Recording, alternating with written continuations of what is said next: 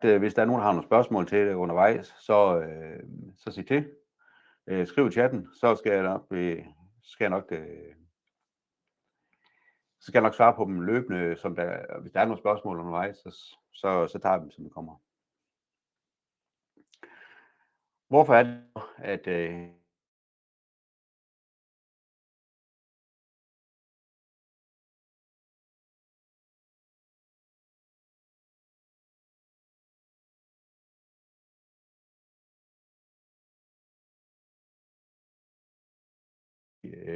at Windows 10 den er end of life i oktober 2025.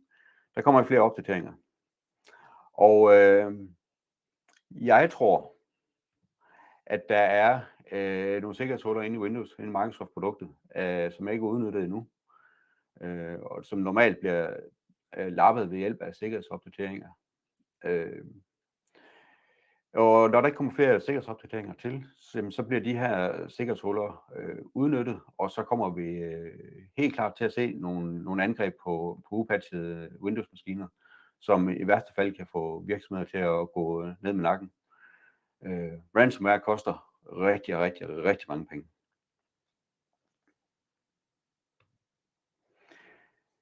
Der er heldigvis en del fordele ved at køre med Windows 11.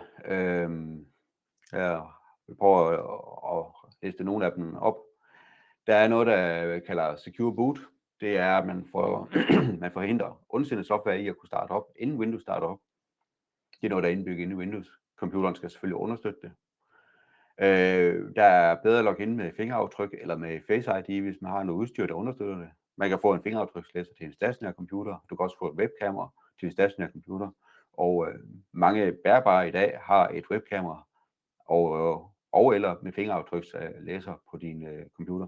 Det betyder, at du kan have en meget sikker adgangskode eller passcode, pinkode til at komme ind på din computer, og ikke bare sommer 2025 udopstegn, som man ser rigtig mange steder, hvor man bare skal ind og skifte password. Der sidder en sikkerhedschip inde i computeren, der er noget, der hedder TPM, Trusted Platform Module, der beskytter dine krypteringsnøgler mod uautoriseret adgang. Det er noget, som Windows 11 understøtter, og er et krav for at kunne køre Windows 11.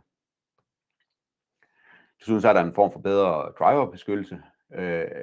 Det er, så man kan undgå, at uverificeret hardware kan få adgang til maskinen og kunne virke på maskinen. Og jeg kalder det Kina-produkter, fordi man kan købe rigtig mange ting på Wish, AliExpress eller noget tilsvarende, som egentlig er et rigtig godt produkt, men du ved egentlig ikke rigtig, hvad den laver. Så det vil jeg da helt klart anbefale, man ikke bruger. Men du kan nok sandsynligvis ikke kunne installere produktet på computeren, medmindre du går ind og bypasser nogle sikkerhedsindstillinger, som er slået fra som standard. Så har vi en meget bedre integration med Teams og OneDrive og SharePoint for den sags skyld inde i Windows 11, end man kender det i dag fra Windows 10. Den understøtter bedre flere skærme. Den husker, hvilke vinduer der er på hvilken skærm, når man starter det op. Windows 10 kunne godt have en tendens til at bare åbne i samme vindue. Den er jo ikke fejlfri, der er ikke en ting, der er fejlfrit, men det kører væsentligt bedre. Den husker også alt efter hvis du har flere lokationer, hvor du logger på med for eksempel en dockingstation, og du har forskellige hardware-typer, så kan den huske, at her der har du 3 skærme koblet til din computer, og her har du kun en ekstra skærm. Så husker den, hvilke vinduer der er på hvilken skærm der er på den. Så er der noget, som jeg er ved at være rigtig glad for, det er noget, der hedder virtuelt skrivebord. Hvis man bruger Windows-tasten og så tabulatoren, så kan man oprette et nyt virtuelt skrivebord. Hvis du som mig har en tendens til meget multitask, så kan man trække et vindue, for eksempel en PowerPoint-præsentation, det kan trække over på et ekstra skrivebord, og så kunne arbejde med det. Så har du ikke de andre vinduer, din Navision, din konta, din mail, din Word, alle dine internetsider, som man har til at køre, så har du kun din enkelte side, eller de enkelte programmer, som du vil køre. Og endelig så er der også noget, der hedder Windows Hurtighjælp, som er en feature, der kom ind i Windows 11 fra et års tid siden, hvor man kan lave noget quick support til ens kollegaer eller sin svigerfar for den sags skyld. Det er noget, der er indbygget. Det er ligesom TeamViewer, som man kender i dag. Man taster simpelthen Windows Control Q ind på computeren, og så får man en kode ind på computeren, som man så skal oplyse til den, man skal hjælpe, og så den, der skal hjælpe, skal selvfølgelig taste den kode ind, og så kan man så gå ind og se skrivebordet over på dem, man nu vil hjælpe. Det hjælper meget, hvis det tager man måske en lidt større organisation, og måske, eller man hjælper nogen, mens man sidder hjemme for at arbejde, hvis man har sygt barn eller et eller andet i den ombæring.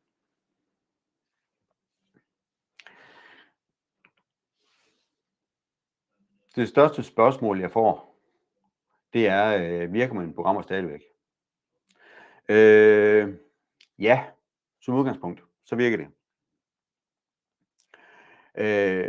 Windows 11 kom frem i 2021, og den er i hvert fald moden nu. Den er egentlig bygget på den samme kerne, hvad man kan kalde som Windows 10 er. Så al driverunderstøttelse og programunderstøttelse bør være det samme. 99% af al software vil virke under Windows 11, hvis de virker under Windows 10. Der er nogle undtagelser. Der kan være nogle specialprogrammer. Tænk på sådan noget som AutoCAD version 2016 eller 18. Det kan være, at den har nogle specifikke krav til noget, hvordan den snakker ind i hardware. Der kan være noget med en udfordring med en gammel version af Windows Office 2013 eller 16, som er installeret med en nøgle i stedet for en online aktivering. Der kan være nogle udfordringer med at få det til at virke. Og det har Microsoft været inde og ændre lidt på, fordi det har været en form for, ja, de vil undgå piratkopiering i bund og grund. Og jeg ved godt, der er rigtig mange, der har købt en 2016 Office og siger, hvorfor kan jeg ikke få den til at virke? Og det er bare træls. Der er ikke så meget at gøre ved det. Så er der jo så mange, der siger, min maskine, den er ny. Den er lige købt her for nylig. Kan den køre Windows 11, så den kører Windows 10? Ja. Selvom den er ny, så kan det godt være, at den føles ny, og man har købt den for 3-4 år siden, og man har købt en billig udgave, måske en gammel refurbished udgave, fordi at man skulle spare nogle penge, og det er ikke sikkert, at den er understøttet. Det man kan gøre for at teste om ens computer kan køre Windows 11, hvis man ikke kører Windows 11 i forvejen, det er, hvis man trykker på startknappen og vælger system, og så vælger om. Så får man et vindue, eller det her, det er et screenshot fra min computer af, og man så skal kigge på det, der hedder processor. Det skal være noget, der hedder 8. generation, eller 8th gen Intel Core, et eller andet, eller en AMD Ryzen processor, kan det også stå, alt efter om det er en Intel eller AMD CPU. Det skal være en 8. generation nyere, eller en version 2000 eller nyere. Og selvom man har en maskine, der står der på, så er det altså ikke helt sikkert, men det måler som tommelfingerregel i hvert fald. Der skal ikke installeres nogle programmer for at se det her. Derudover så skal man kigge på det, der hedder installeret RAM. Der anbefaler vi, altså Microsoft siger, at man kan køre med 4 GB RAM. Ja, det kan du godt, men vi anbefaler minimum 16 GB RAM i dag, for at kunne køre Windows 11 smertefrit. En opgradering, hvis du har 8 for eksempel til 16 eller måske 24 GB RAM, en RAM-blok, den koster en 300-400 kroner at få sat i, inklusiv rammen. Altså, det er ikke noget, der er dyrt for at få en væsentligt bedre brugeroplevelse på programmet. Og hvis man alligevel siger, okay, nu skal vi i gang med at pille med maskinen, jamen, så tager det ikke lang tid at lige åbne låg på maskinen, sætte noget RAM i, og så arbejde videre med det. Sæt rammen i, inden man skifter computeren, hvis det er en relativt ny maskine, fordi så bliver selve opdateringsprocessen også noget hurtigere. Og som sagt, hvis der er nogen, der har nogle spørgsmål, så sig til, skriv i chatten, og så skal jeg prøve at besvare dem undervejs.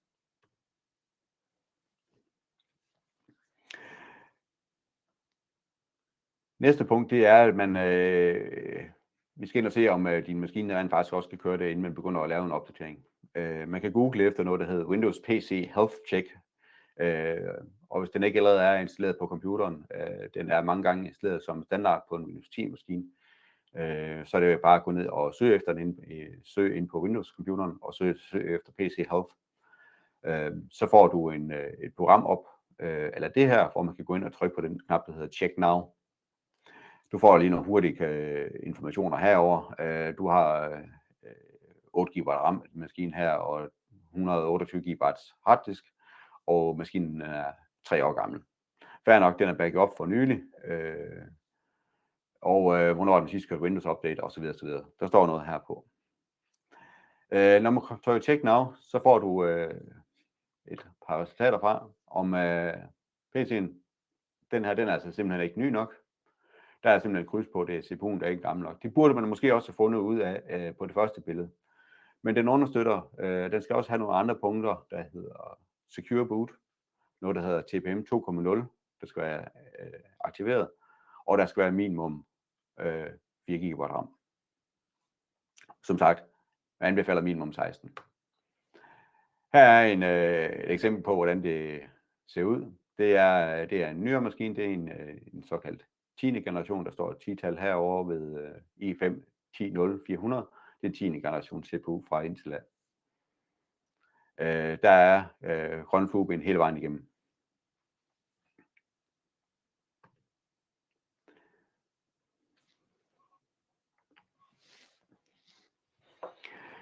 Næste spørgsmål er så,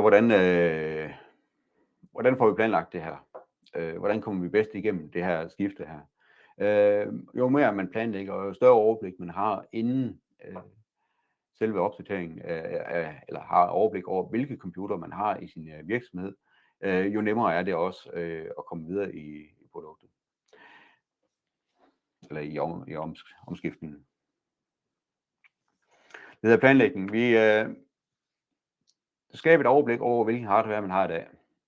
Er man kunde ved os, så kan vi som regel lave et udtræk over, hvilken aktiv hardware jeg har. Man kan se det igennem, vi har noget overvågningssoftware på computerne, som der er installeret, hvis man har et serviceaftale.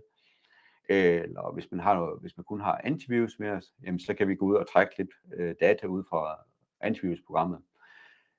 Er man ikke kun ved os, så kan jeres leverandør eller jeres IT-afdeling sandsynligvis også trække noget ud fra antivirus software, hvis man ikke har noget device management eller noget RMM software installeret på maskinerne. Sorter maskinerne efter brugsmønstre, har jeg skrevet. Altså hvis det er noget, der er til værksteds-PC'er eller kontorbrugere eller powerbrugere. Værksteds-PC'er, det er sådan nogle stempel ind, stempel ud maskiner, eller de skal lige ind og kunne være i stand til at bestille nogle varer ved de gamle sandistål, eller hvad de nu bruger i produktion. Og så har vi kontorbrugere, det er altså dem, der typisk bruger noget Navision eller noget Uniconta, og bare bruger web og Office-pakken, og så har jeg kaldt dem, der hedder powerbrugere. Og powerbrugerne, det er dem, der kører noget AutoCAD, der har brug for noget kraftigere grafikkort, for at styre på, hvad er det for nogle typer maskiner, der er rundt omkring.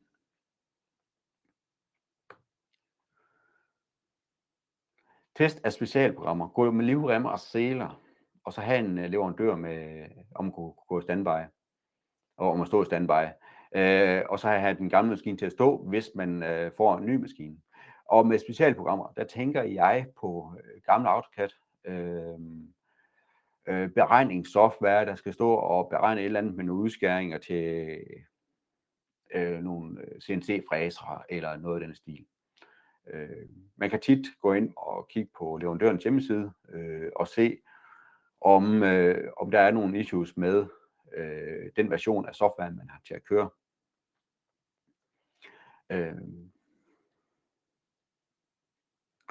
Og det er så vigtigt, at man får det testet, inden man går live, selvfølgelig. Kontor-PC'erne, dem er der som regel aldrig problemer med. Altså Word, Excel, Outlook, Navision, Uniconta, og dem er der som regel aldrig nogen problemer med. Det ser bare lidt anderledes ud. Og den største udfordring med med et skifte til Windows 11 og en ny maskine, det er egentlig dine passwords, som man har fået gemt ind i din browser som regel. Der er jo selvfølgelig en mulighed for at kunne bruge noget password management system. Vi bruger selv noget, der hedder Unique Key, som er password management system, hvor alle dine passwords er gemt både på din telefon og i skyen. Og på de der kontor-PC'er, når det ser lidt anderledes ud, så har jeg tit det spørgsmål, kan jeg ikke få det til at se ud, ligesom de gjorde før? Lad nu være med at installere sådan noget Classic 3D, eller Classic Start-menuer og sådan tilsvarende. Det giver bare bøvl på sigt. Det er ekstra software, der skal lægges på maskinen, og lige pludselig så virker den ikke. Når der kommer en ny version af Windows, så skal man til at finde en ny version. Det giver bare bøvl, lad mig sige på den måde.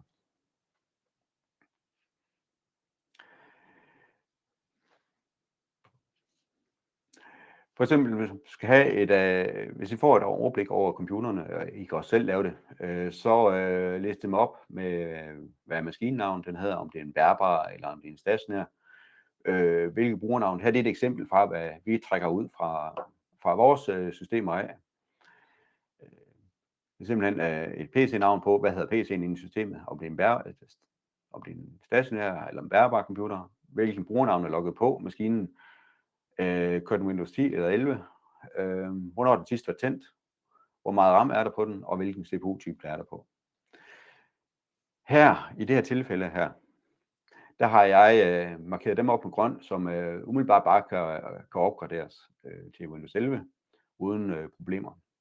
Det her data er noget, jeg sender direkte til kunden, og så tager vi en dialog om det enten via Teams eller telefon, eller så tropper jeg bare op fysisk, og så tager vi en snak om det.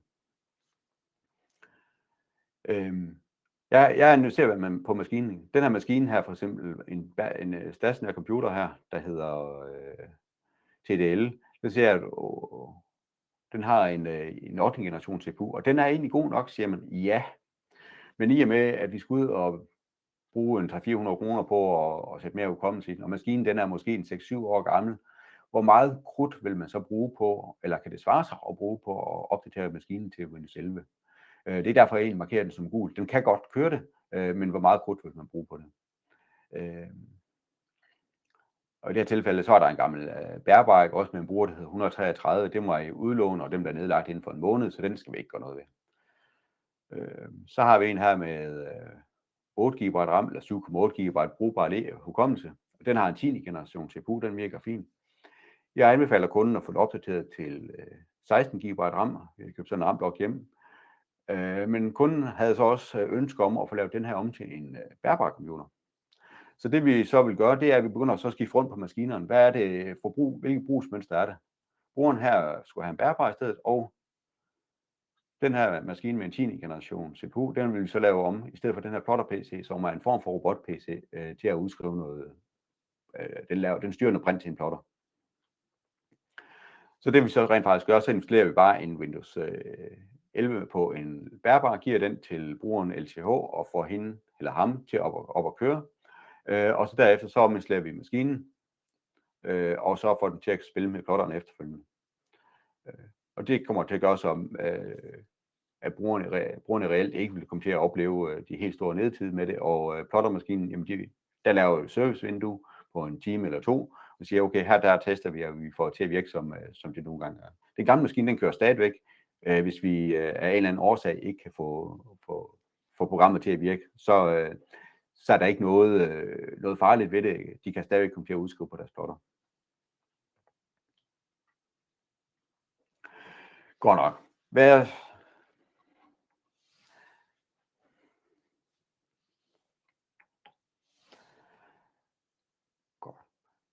Hvad gør vi så nu?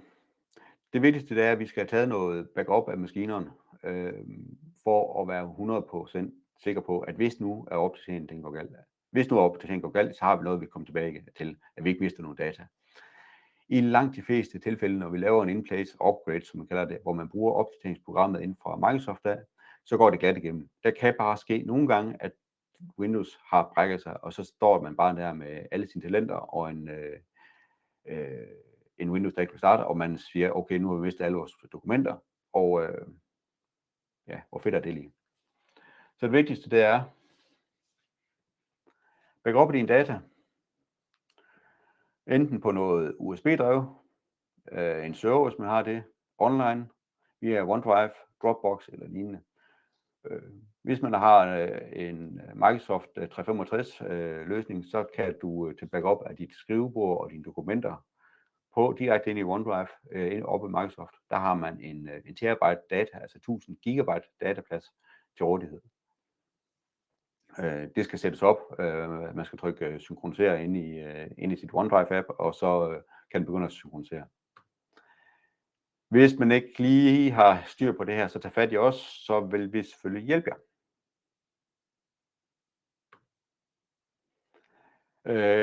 Vi har taget backup af det hele, så kan du starte opgradering via Windows Update eller via Windows 11 installationsassistenten. Windows Update det er nok den nemmeste måde at gøre det på, eller så der er det via installationsassistenten, som mange gange er også blevet smidt ind automatisk via Windows Update som ikon ude på skrivebordet.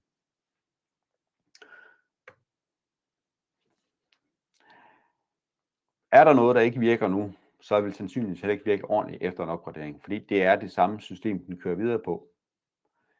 I de tilfælde så anbefaler vi, at vi geninstallerer PC'en, selvfølgelig inden har vi taget en backup af maskinen.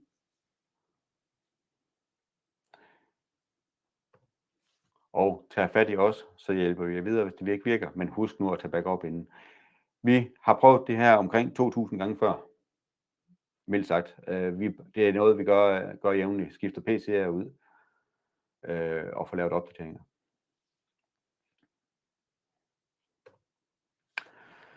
Okay, maskinen, den her tænkt eksempel, maskinen den er ikke tilsvarende, den er måske 10 år gammel, eller 5 år gammel. Er det ikke besværligt eller dyrt, eller hvad gør vi lige her? Er det dyrt? Måske. Nu tager vi bare med meget runde tal, ikke også? Altså, det er bare et eksempelpris på 10.000 kroner på en computer, og med opsætning og så videre. Og hvis den lever i 5 år, som er den, i hvert fald normale levetid på en computer, så er det cirka 2.000 kroner per år, og så har man 220 cirka arbejdsdage på et år, så er det omkring 9 kroner per dag, man har en ny computer på.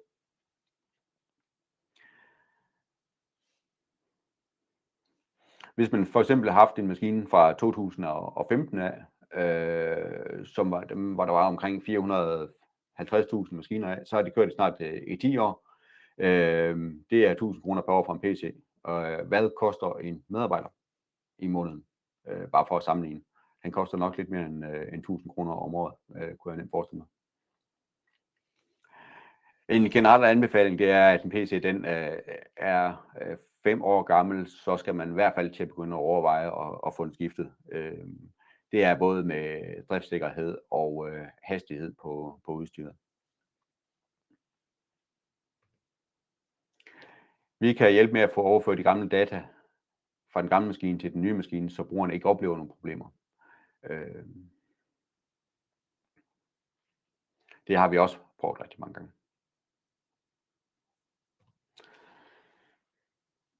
Kan jeg selv købe en ny maskine og sætte op? Ja, hvis man gider.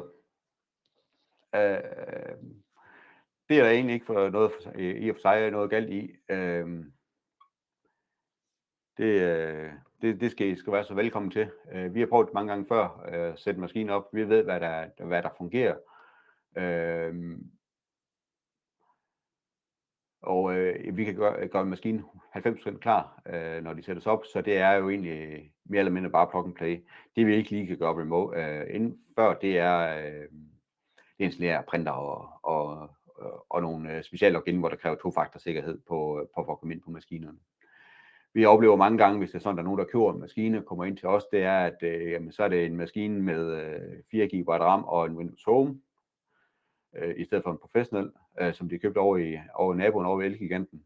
Så sidder man der med alle vores talenter og siger, ved du hvad, vi kan godt installere det, men du er egentlig ikke ret meget bedre stillet end det, du havde forvejen. Det kan godt være, at du kunne køre Windows 11, men du får altså ikke en brugeroplevelse, der er værd at skrive hjem om.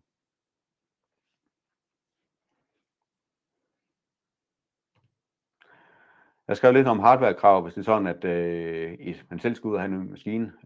Og alt det, vi sælger i dag, det har følgende krav. Vi kører altid minimum Windows 11 Pro. Når Windows 12 kommer en gang, jamen så bliver det efter nogle måneder, at vi vil anbefale, at vi får lagt på maskinerne. Og nej, jeg ved ikke, hvornår Windows 12 kommer. Den kommer på et tidspunkt, og det kan også være, at den kommer til at hedde Windows 25 eller 26. Det er der ikke rigtig nogen, der ved. Vi anbefaler minimum 16 GB RAM på maskinen. Og så kan jeg så sige, at når jeg siger minimum 16 GB RAM, det er, at da min maskine arbejdede og så lavede den præstation, så var jeg over at bruge 22 GB RAM på maskinen. Nu har jeg så også 40 GB at gøre godt med, så Windows den tager det, den kan. Minimum 256 GB solid state eller NVMe harddisk, gerne 512 GB. Vi sælger lidt alt efter hvad behovet er for maskinen med 256 GB som refurbished maskiner eller nogle enkelte bærbare, alt efter hvad pris vi kan få dem hjem til. Ellers så er det typisk 512 GB harddisk, vi sælger med en computer i dag. Det sjove er, hvordan får vi overbevist ledelsen om, at vi skal have skiftet det her? Og det er jo så et rigtig godt spørgsmål. Og hvis I har nogle idéer til, hvordan man kan gøre det, så tænkte jeg jo, hvordan gør vi det her? Jeg spurgte en AI, vi bruger selv noget Copilot, og den siger, at der var en return of investment på løbet af 3 måneder, hvis man køber en maskine til 10.000. Tænkte jeg, så jeg spurgte ChatGPT, og den sagde omkring 1 år til det.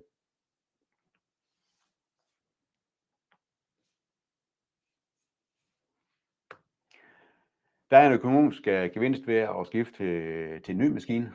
Hvis man sparer bare 10 minutters ventetid på en maskine, på ventetid, fordi maskinen det er noget gammel hardware for eksempel, eller der er nogle boks i den, ikke også? Over 220 dage, så er det cirka en arbejdsuge, man sparer i tabt arbejdstjeneste.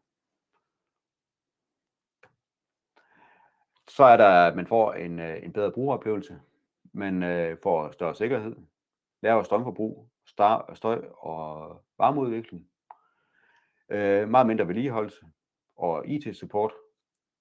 En ny maskine har bare færre problemer. Og så er der også det punkt, der hedder en øget medarbejdertilfredshed, fordi at brugere, de kan godt lide, at der kommer nyt hardware og nye ting fra ledelsen af, og siger, okay, I skal have noget nyt, fordi så bliver I mere tilfreds.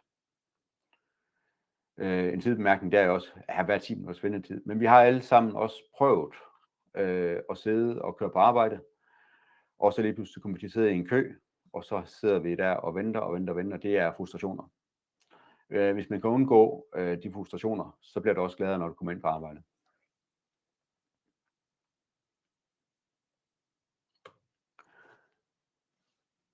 Nyt hardware og priser. Vi kan få nogle gode priser hjem. Altså vi kan få noget, der hedder bitpris hjem, hvis man køber ind for 30.000 i egen hardware. Så kan vi tage fat ind i vores samarbejdspartner og få nogle bedre priser. Og det er både en stor blanding af bærbare stationære puljen, hvis man samler dem i en samlet pulje. Det kan være, at man måske sidder med nogle gamle skærme og skal skifte 3 PC'er, og så skal have 2 nye skærme på hver PC. Så kan det være, at vi kan forhandle en bedre pris hjem direkte ved HP eller Lenovo. Vi har også mulighed for at sælge refurbished maskiner, det vil sige maskiner, der er med Windows 11, typisk med 2 års garanti. De er rigtig gode til værksteds-PC'er, og der var der ikke noget krævende arbejde, som er indstemningens PC'er, klokke, stempel ind, stempel ud PC'er. Jeg vil nok ikke anbefale dem til en kontorbruger, der måske har lidt større krav, men de er rigtig fine til det normale brug. I og med det kun er 2 års garanti på den, det er bring-in garanti, så hvis der er et eller andet fejl på den, så skal vi tage computeren og sende den ind til vores leverandør, så får vi den typisk ombyttet. Ved en ny maskine, så kører vi dem typisk med 3 års on-site garanti, det vil sige, at der kommer en tekniker direkte fra os, eller fra HP Lenovo og reparere på PC'en ude ved jer, hvis nu der er noget RAM, eller der skal skiftes et bundkort ude ved jer. Så ordner de det ude ved jer, uden I reelt lægger mærke til det. I kan selvfølgelig også sende den ind til os, så får vi teknikeren til at reparere den inde ved os, og så er det jo lige så nemt.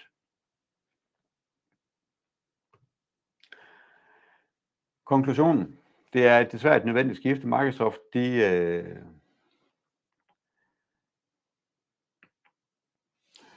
de siger, at det er bare sådan det er.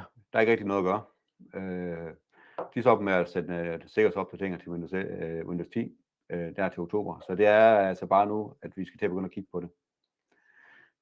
Få lavet et overblik. Hvad har jeg hardware i dag? Får jeres leverandør eller også til at hjælpe med at lave et overblik over, hvad I har af hardware rundt omkring. Planlæg det. Er det en dagen efter Kristi Flyvedag, som vi lige har været over, eller dagen efter grundlovsdag, eller skal det være i sommerferien, hvor det forstyrrer mindst, eller skal det være mellem 7 og 8 om morgenen, så finder vi ud af det. Vi kan lave maskinerne klar til opsætning til virksomheden, så de er stort set plug and play, på nær lige med printer. Det behøver ikke at være dyrt eller svært, men det kan være dyrt at lade være.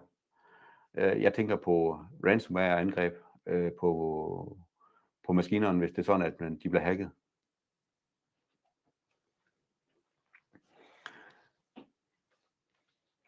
Så er der spørgsmål fra Lee.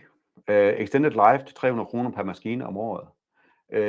Ja, det fungerer fint, hvis man har en bestemt form for licens, og det kræves typisk, hvis man er sådan en enterprise virksomhed og plus 100 PC'er, så kan du godt få extended life til 300 kroner per maskine per år. Og næste år skal man så tænke på, jeg tror det er rigtig fint at have det på, hvis man har rigtig mange maskiner. Små virksomheder, der ikke har mulighed for volume licensing, som det hedder, de kan ikke gøre det, fordi det er et specielt program, man skal melde sig ind på, og det koster typisk mere, og der er mere bøvl ved det. Men 300 kroner om året, og så kan udsætte det et år, det synes jeg, det er fint. Sikkerhedsopdateringen, de kommer ind. Det er et ekstra program, man skal installere på maskinen, hvor den går ind og validerer, at det er den her hardware, det er den her maskinenavn, og alle de ting, der bliver lagt ind for, hvad skal det hedde? Ja, altså den går simpelthen ind og laver en database over Microsoft, du har ret til at opdatere. Det vil være fint i et år. Næste år, så hedder det så 600 kroner, og det sidste år, så er det 1200 kroner, og man kan maksimum have 3 års extended life til Windows 10. Kan det svare på spørgsmålet lige?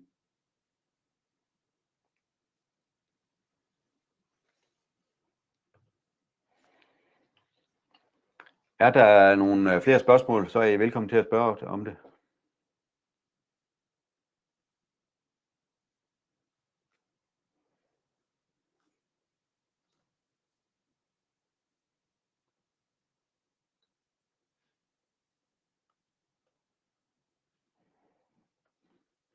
Det lader ikke til dig. Den her præsentation her bliver tilgængelig online, og vi sender et link ud til jer, der har været tilmeldt webinaret. Så tak for nu, og på gensyn til næste webinar. Jeg mener, det næste det vil være et webinar om den nye Outlook, og hvilke konsekvenser det vil være for jer. Det kommer til at være opslag på... Vi laver en opslag på LinkedIn blandt andet, for I kan se noget, hvor I kan tilmelde jer på det. Jeg har ikke lige den eksakte dato i hovedet nu her, men det kommer